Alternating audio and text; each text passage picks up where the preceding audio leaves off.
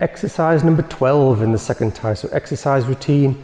I want to adjust your breathing. We want to adjust your breathing. And that is because everything we've done now, it's going to get you a little bit out of breath. I'm a little bit out of breath, but I'm doing kind of considerably more repetitions, I suppose. But we want to just bring the breathing back down to normal by doing just a nice steady exercise at a nice steady rate.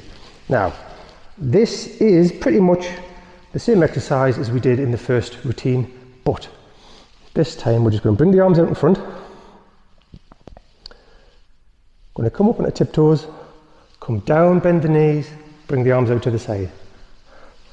So the only difference is we're not crossing the arms the way we did in the first routine.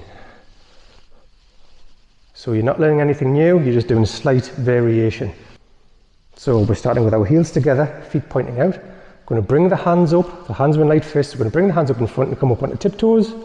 We come down, bend the knees, bring the arms out to the sides, come back onto tiptoes, and then reverse.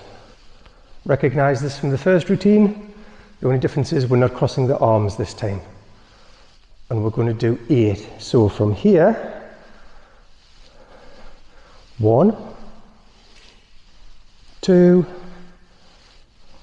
3, 4, 5, 6, 7, 8, and relax. Breathe in, breathe out, breathe in, breathe out, breathe in.